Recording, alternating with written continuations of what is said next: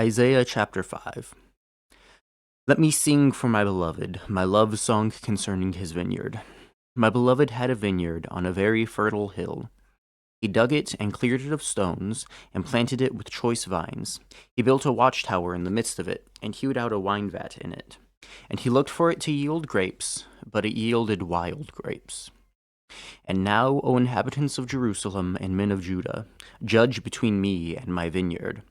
What more was there to do for my vineyard that I have not done in it? When I looked for it to yield grapes, why did it yield wild grapes? And now I will tell you what I will do to my vineyard. I will remove its hedge, and it shall be devoured. I will break down its wall, and it shall be trampled down. I will make it a waste. It shall not be pruned or hoed. Its briars and thorns shall grow up. I will also command the clouds that they rain no rain upon it. For the vineyard of the Lord of hosts is the house of Israel, and the men of Judah are his pleasant planting. And he looked for justice, but behold, bloodshed; for righteousness, but behold, an outcry.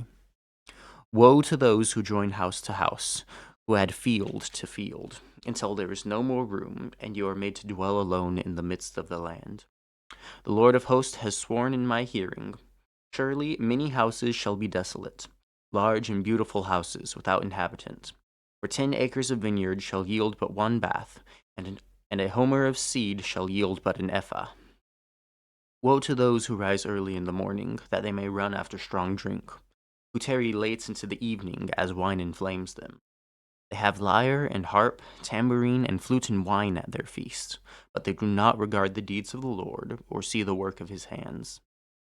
Therefore my people go into exile for lack of knowledge. Their honored men go hungry, their multitude is parched with thirst.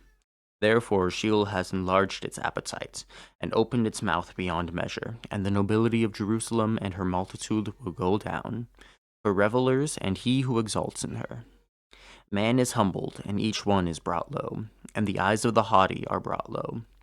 But the Lord of hosts is exalted in justice, and the holy God shows himself holy in righteousness. Then shall the lambs graze as in their pasture, and nomads shall eat the ruins of the rich. Woe to those who draw iniquity with cords of falsehood, who draw sin as with cart ropes, who say, Let him be quick, let him speed his work that we may see it. Let the counsel of the Holy One of Israel draw near, and let it come, that we may know it.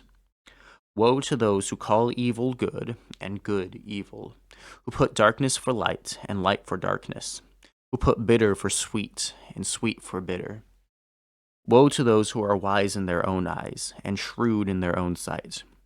Woe to those who are heroes at drinking wine, and valiant men in mixing strong drink, who acquit the guilty for a bribe, and deprive the innocent of his right.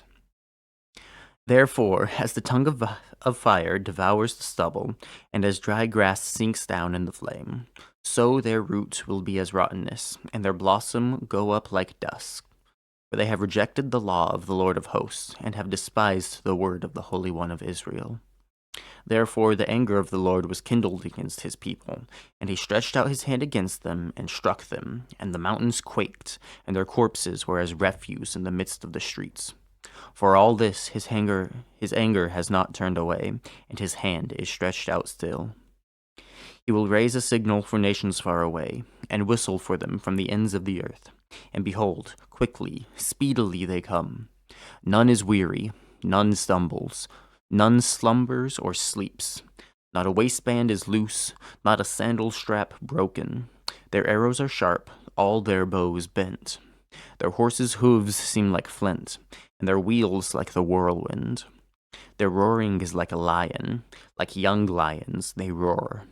They growl and seize their prey. They carry it off, and none can rescue. They will growl over it on that day, like the growling of the sea. And if one looks to the land, behold, darkness and distress, and the light is darkened by its clouds.